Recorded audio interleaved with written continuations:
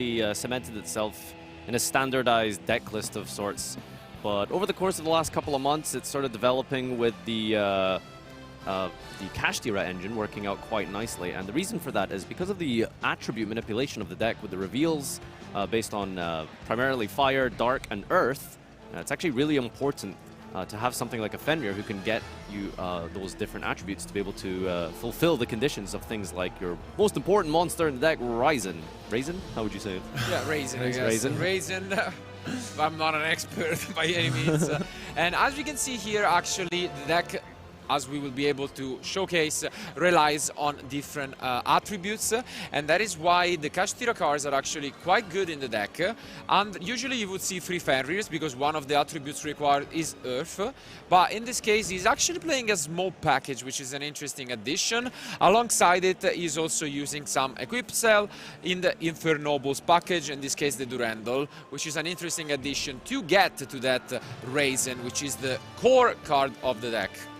Yeah, it's really good because of the just generic warrior support that the Infernoble archetype has offered over the last few years, and that it allows you to just get your generic fire warrior monsters. And of course, yeah, that is the most important heart and soul of the deck that you want to go into. Now we're going to see the Link 1 here. Link 1 archetype-based cards generally tend to be very powerful. And of course, this one is no different. Rock of the Vanquisher. This one allows you to either special from your hand or retrieve from the graveyard to get back the Ryzen again. So you can see here we're going to go for Dr. Madlove here. I believe that's the searcher of the deck. Yeah, I mean, Ryzen searches monster, Madlove spell traps. So what you can do is you can search a pseudo book of moon or eclipse-like effect in the quick spell, or a reborn-like effect in the other. Usually those are one-offs. In this case, I think he goes for the Dust Devil, which is the Book of Moon, which allows you to set monsters depending on the number of different Vanquish Soul you control. So, as you can see here, it's important to notice, as you mentioned, that although the Link 1 obviously refers to the archetype, it is not a Vanquish Soul monster by itself. So, yep, that's the naming colloquial there is relevant in that it doesn't benefit from some of the spells and traps, but regardless, it will allow you to special summon it into one of the columns, because the relevant effect there of Ryzen is the ability to destroy a monster that your opponent controls in the same column as itself. In the same column, yeah. Obviously, Mech Knights are one of the first archetypes that really made people pay attention to the columns, but now Vanquish Souls can do the same with both Ryzen and the Pantheon. But nice, Book of Eclipse from Federico. So Book of Eclipse here does... Oh, Ash. Ash to negate it. So, as you can see, the Vanquish Soul deck is not like a blowout kind of deck where you set up a field that is unbreakable. It's instead more of a grind deck. And I think it's definitely plays up for more interactions. Yeah, the cool thing about this deck is it does play very much in a control style. Wouldn't even really call it mid-range because it is fairly slow, but yeah, as you mentioned, you're about generating advantage, harboring those resources to be able to you know, outgrind your opponent and slowly pick apart their field with the Ryzen. We could say maybe, I guess, kind of reminding of Salamangreat, of those kind of strategies before, you know, access code really allowed them to OTK easily. It was kind of how the deck played out. And here we see potentially another Book of Eclipse off the top. Wow, and even a standard copy. Yeah, we can. We've got a whole bunch of options here. We can either go for Engine, and it does look like that's what Federico's going to go for. The Robina, most important card in the Floowandereeze strategy to get those +3s going off quite nicely. And does not opt to go for a second Eclipse to try and deal with this field here. Of course, Book of Eclipse only allows you to set just regular monsters, not Link monsters, and so the Rock is indeed still online here. Looks like we're going to resolve it now to return the Ryzen back to our hand. Absolutely. As you can see, Federico is maining RP Featherstorm, something that you will usually decide. But actually, before the match, he told me he's only maining one copy and siding the rest, to actually mock me a little bit for my deck list that I won the Euros with just one-dimensional barrier. He said, it worked out for you, might as well try it the same for me. And honestly, can work out. I don't know if you've seen the fad recently of people playing just a single copy of Talents in their deck list. I mean, just, you know, if you see it, you see it. Absolutely. I mean, but when you play cards like Free Duality and Free Prosperity, obviously those one-off make slightly more sense, I would say. So yeah, Floowander can sometimes be a little bit of a struggle with consistency sometimes, as there is not a lot of great links between engine and non-engine in the deck, but Federico here has plenty of access to that with the Rubina in the hand and now picking up a map as well. Absolutely. Here, what we are gonna go for is instead bouncing back the Burger to the end to special summon the Caesar, which potentially allows you to reveal free, as it's doing, to destroy any card, and the map is now gone. So it's not always that you can open up with the Caesar setup, and this is great stuff from the UK player. Yeah, so this is why the attribute manipulation in this deck is so important, because the ability to have a bunch of different attributes in your hand, collected by things like Fenrir, or backed up with hand traps that all have varied different types of attributes, like the Ash Blossom being fire, the Ghost Bell in his deck being earth, really works out quite nicely and synergizes really well with the Vanquish Soul strategy. Yeah, I think the deck is built up very well, honestly, with a lot of hand traps as well, and it's filled with a lot of consistency. So it's and not here a surprise. we see the first tribute summon thanks to the Unexplored Winds. Usually it's a one-off. Federico is actually playing 3 copies of the card between the main deck and side deck. He feels like that's one of the best cards, especially going second, and we can see why here. The effect to tribute cards from your opponent's side of the field is not once per turn, which really allows you to disrupt them when going second, and this is the case. It's really hard to retrieve that single limited copy of Kashtira Riseheart once it's gone, so being able to, as Federico is playing here, as you mentioned, the 3 copies, I think just trying to go for an easy out and removing that boss monster is kind of, I see how he's decided to adapt versus the meta. Is that a second field spell? Yep. Oh, okay. I think he searched it with the Empen instead. Okay, right, yeah. I see, So I see. now- All right, not bad here. No, really. Second really normal solid summon is opening. going to be very, very powerful. I mean, both are, especially now that there is no more statue for the deck, really kind of like grind decks. I mean, this is going to be a grind match for sure. And here we can see a nice interaction by revealing the Toucan. He's going to be able to banish the Empen from the deck, and so he has access to a second Empen, again getting rid of a card, potentially the Caesar. And here we are going to see the Dust Devil just to put face down a card from Federico. Yep. What this does is that the Floowandereeze to be banished needs to be face up. So if you were to tribute, it will go instead to the graveyard, as you can see. And now, yeah, it's just gonna get rid of the Caesar to normal summon the Empen. And this is really well played by Federico. Unexplored Winds not being once per turn to tribute your opponent's monsters. Neither is the effect of the Empen to search here, so field spell into the trap cards, the Dreaming Town. And further normal summons being performed here with the Eglin being able to retrieve out some disruption potentially for the follow-up turn here This into is Avion. potentially even just the game. I think, did he start with Prosperity in this game? Yeah, he did. Yeah, okay, so not quite because of that only, otherwise this would have been 8100. So great stuff from Federico, which is now going to move to the battle phase, and as mentioned, is going to deal 4050 life point damage to his opponent. You say it's a bit of a harder matchup considering how a lot of the disruption in the Vanquish Soul deck is based around setting monsters, destroying cards, and Floowander doesn't really care about that, right? As long as the effects resolve, then you're pretty happy, right? Yeah, but especially because, like, I think it's also very difficult to play against Floowandereeze in general. But in this kind of matchup, I mean, being Andre, I think we also saw this at Italian Nationals. Playing Vanquish, your opponent don't really know how to play against it. So I think this is one of the key factors of the deck itself. On the other hand, it's true that Floowandereeze has been very popular this weekend. So it's no surprise that Federico's sitting with this record at the moment. It's impressive that we have 7 cards in hand, despite the field being completely taken apart here. Exactly. We mentioned how the Vanquish Soul deck is really good at grinding, and you can see it here. Alright, now it can be quite normal summon reliant, which is why this Fenrir works out quite decently. Obviously, you have to play around Empen, so you need to put everything you special summon in defense in order to use it. And this pretty much takes Link out of the equation. It's really hard as well to deal with this setup of a negate, the Book of Moon style effect of the Dreaming Town. And of course, don't forget, map is online as well, so Andre probably doesn't want to commit a normal summon too soon here until we can try and find some way to deal with that. And Vanquish, so kind of a normal summon reliant deck, really does need that initial summon to be able to establish the rock.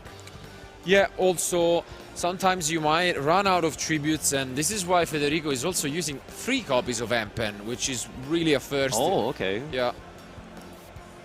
All right. So, checking the grave here before the Ryzen has been normal summoned to double down on that normal summon multiple times because of the magnificent map. All right. Not going for the Eglin resummon here.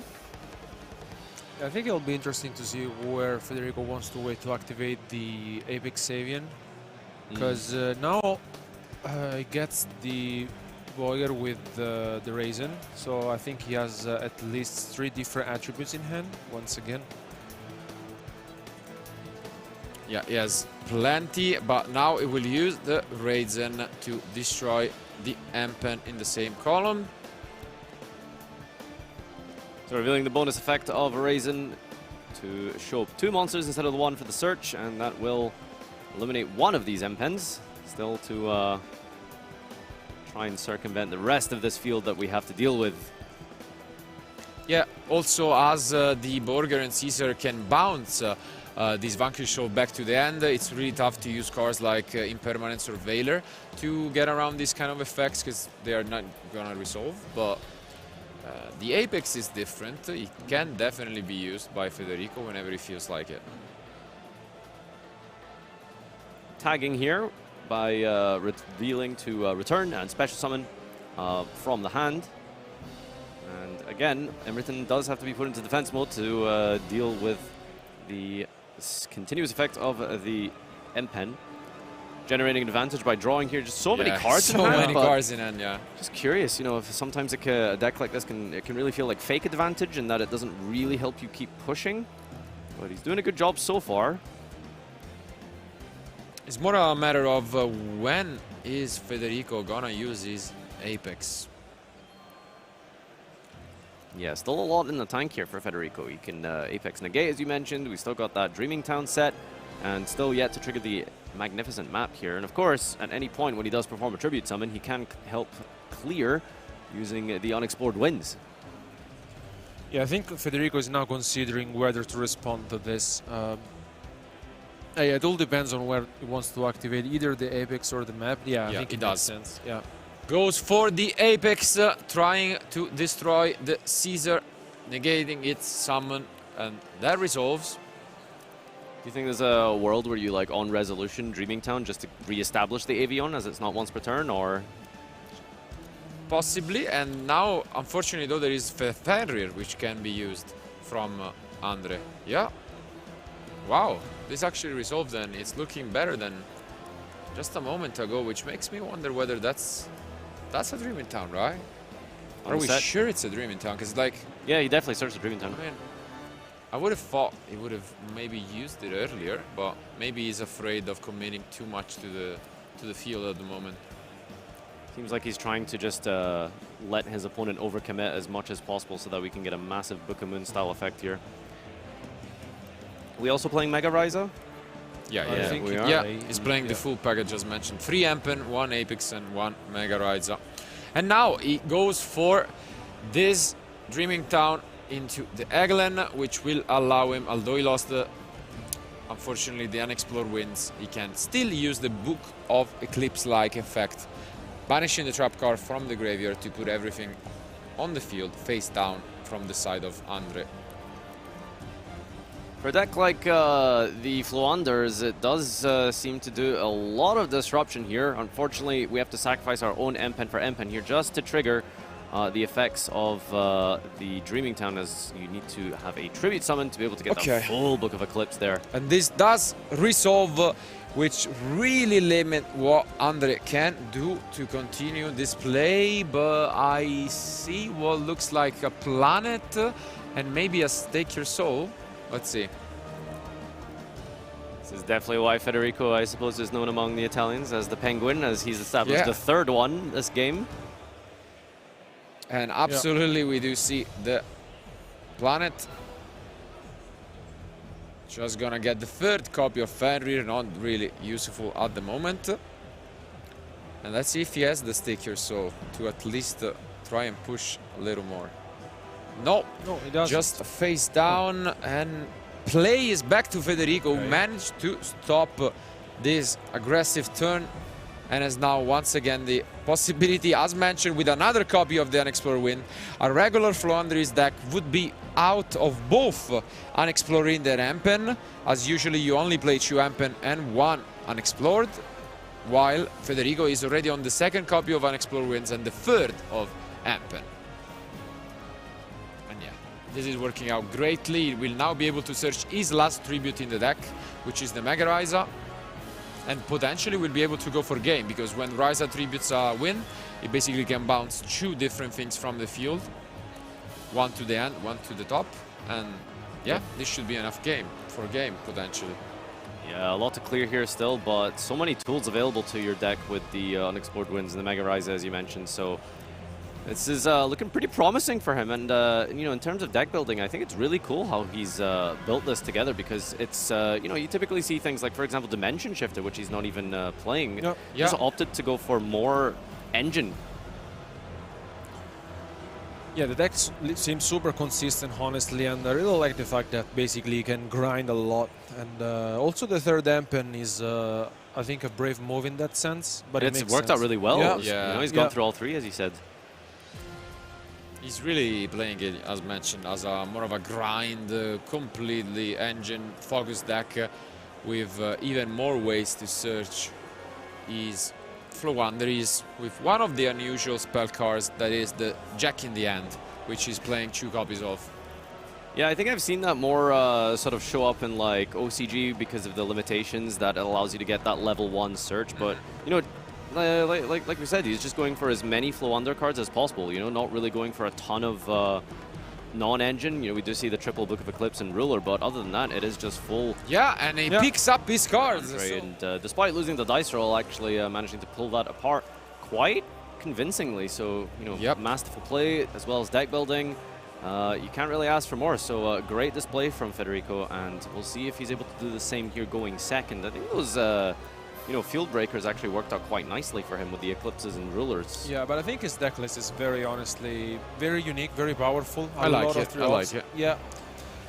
And at the same time now, the side decks, as mentioned, are looking pretty good for Andre too. Starting things off once again with this Fenrir. The question is, does he have access to the Raisin this time? Similar turn as before.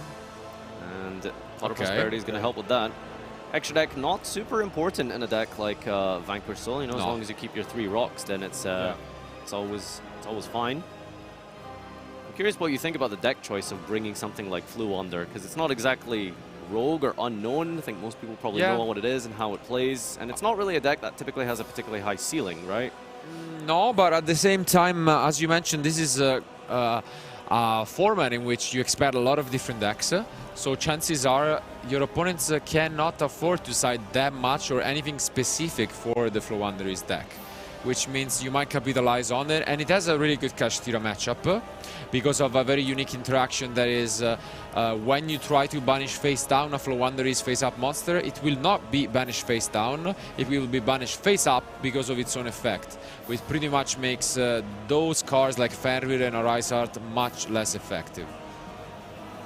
Yeah, the banish strategy of Floowander synergizing so well with things like Shifter, not really caring about the Kashtira matchup, so it works out quite nicely into the meta here. Yeah, picks up the reinforcement of the army, always Grave Way, the OG searcher, and here we can see pretty much the usual setup with just the 1 Raisin.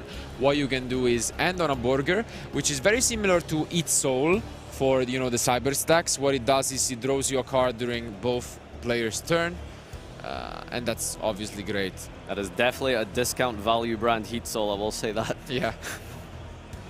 All right, Dr. Madlove picking up the spell there and setting and pass it on over. Oh, wow. actually holding on the burger here, which he probably didn't really have access to then. This is not looking too threatening. What though can go on is...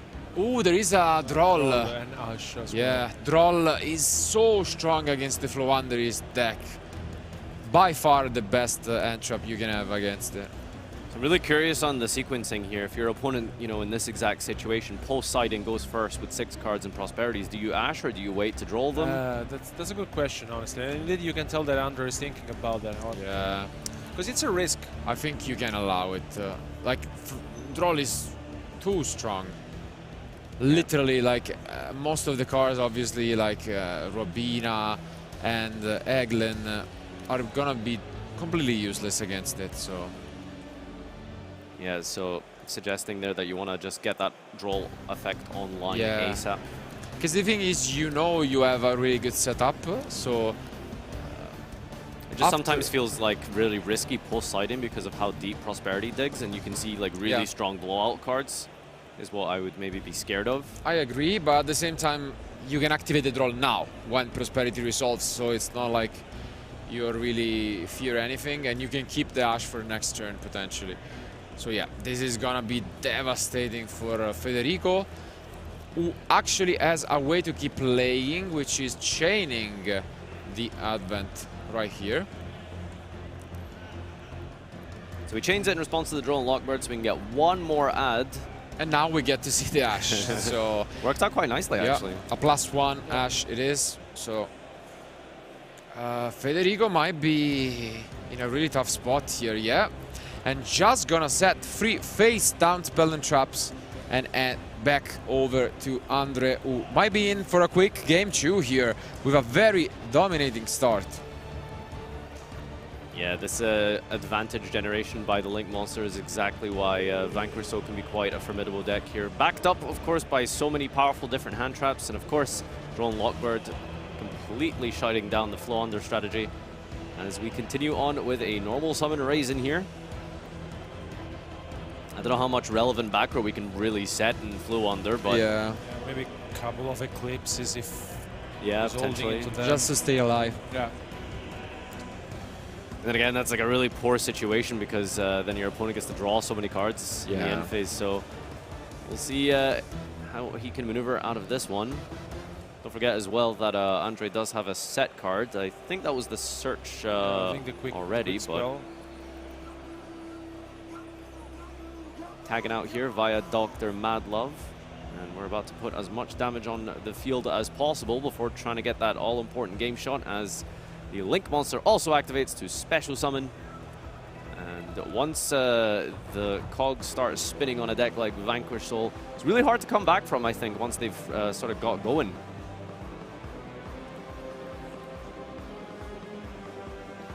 Yeah, I think Andre is pretty well versed in this deck, and it's really interesting to see just how Floowandereeze completely tore apart that field game 1, and I think this is really like the problem that we see quite often with a deck like Floowandereeze, and I just think it's the consistency sometimes, right? Yeah, I mean, sometimes it's the consistency. On the other hand, as we mentioned, I mean, Drone Lockbird is, huge, honestly, against the deck. And I think it's one of the main reasons why Federico's also playing, just more consistency in Jack in the hand, so to have, Prosperity's duality, terraforming all these cards. Yeah. And here, actually, what we might see is the second effect, or the secret effect, as sometimes we call it, from the Burger. Not only does he draw cards, but he can deal 1500 life points damage. And during both players' turns, that means 3k, and that might be enough to just close the game, which is exactly the case here. We've mentioned it a few times throughout the commentary this weekend, but having tools for time is extremely important, and an in-engine way to access burn damage is extremely powerful in a situation like this. But here, actually, Federico with the sneaky play with the Dreaming Town might actually pull a trick on his opponent, because he really didn't see this coming, and now with the Ampen getting added to the end, he can resolve and summon this tree back. And as mentioned, if the Fenrir is to activate to try and banish one of them, it will still go face up. Let's see. 4 cards in hand from Andre. Yeah. He will use it, as you can see here. It will get banished face up. Is there another monster from Federico? Probably not. And that means this turn might be over if that's the case. Just aided so well by the Fenrir, and I think so many decks have found a really comfortable spot in so many different archetypes just to run Fenrir. Yeah, and we saw that the beginning with Sprite, for example, just have a couple of Fenrirs in your main deck, you know, putting some pressure to your opponent. And I think they're working out very well here in Vanquish, or something that we don't see quite often. Neat little interaction as the pointing downwards of the Vanquish Soul Link monster synergizes very nicely with the Nightmare Phoenix. Not often you see a co-length Nightmare Phoenix being able to resolve, but yeah, we do get another bonus draw here as well as destroying a card that our opponent controls. And unfortunately, with just exactly 1,000 life points left, Federico cannot chain his Cosmic Cyclone. Now the Burger is threatening to just close this one out by revealing Chu. And I think, yeah, Federico has seen enough. We are going to game Big 3. tournament, you know, it's not exactly a regional or a local level event. You're really trying to make sure that you have that variance diluted as much as possible by giving your deck the most optimal chance to go first. I saw a draw from his opponent. It's there once again. Yep. Well, no way to really stop that in Federico's deck. No call by or you know, something to handle that, but... Okay, the map Map can kind of help you play a little bit around draw, right? Yes, a little bit. It really depends on what you paired it with. But with the Eggland being the case, it's gonna be so tough to fight back. Let's see. At the same time, yeah, you do have an option to at least set up. Yeah, most important of all is if you are going to get drolled here, at least you have the comfort of map, because then when your opponent inevitably normal summons, and he will very likely normal summon in Vanquish Soul, and you can sort of play your turn 1 on turn 2 sort of thing. But yeah, the setup is going to be significantly weaker here as he doesn't get that all-important Dreaming Town. Especially getting the Empen, because you cannot really use it right here. And yeah, we're going to see the draw once again here, and this hurts so much. We could see a normal summon regardless of the Empen, which I think makes sense. Just to establish the... Oh, hard drawing nice. Nice one, yeah. I was about to say, you could totally go for the Empen to just set up. Yeah, I mean, just even if you don't get the Dreaming Town, you know, the lockdown effect is quite good. But, I mean, that's the thing, though. Vanquish Soul, is, as Andre's proven, it doesn't really care too much because you have so many guys you can just put in defense mode. So it does help to play around that, but a setup of map plus Avion is probably as good as you can hope to have with... Underdraw for sure. Yeah. We might even have a trap card, but no, he just passes back. Oh, that's really rough. He's got Cosmic for the map. Yeah, and he's got Stake. Do you think you protect it? Oof, this hand is amazing. No, you probably don't protect it.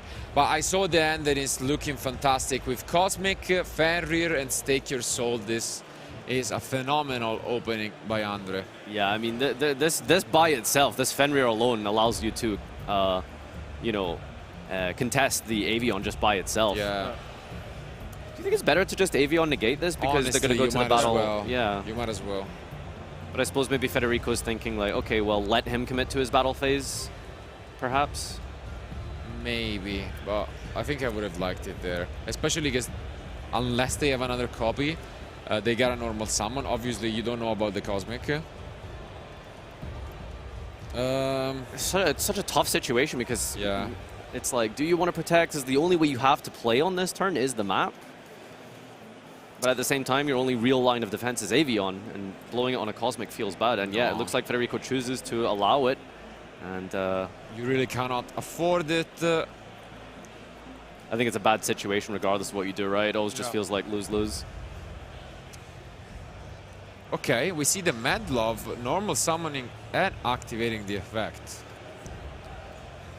Hit the normal summon negate, pray sometimes, I guess, can be yeah, at the same time, I guess it's decent, but yeah, you're forced to negate it. I was about to say, because if they don't negate it, you get the Dust Devil, they put the Apex face down, and then yeah.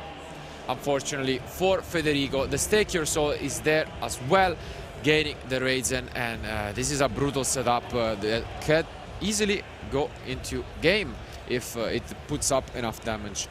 from the Vanquish player, as you can see here. Fantastic hand from Andre. Yeah, it's as good as it gets. Yeah. Could see a little draw phase Borgor potentially to finish this off as well. This is a lot of damage with the Farrier, 4200, and then you can access the Borger, which is amazing. So, let's see. I do kind of like the way that Federico, you know, sort of allowed the Fenrir to resolve, just, you know, probably trying to taunt him into using his battle phase so he can at least survive, but he still managed to find a way regardless. And yeah, there's a lot of damage here. This is a lot. 64, yeah. 6400, so 16 Does left. this deck ever end on Rise Heart? Oh, wow. Wow. Oh, we're tagging out. Yeah, this is exactly leaving 100 life points to Federico, and in the draw phase you use it again. So unless Federico top decks like an Impermanence or something like that, let's see if he has anything. That's game. Wow.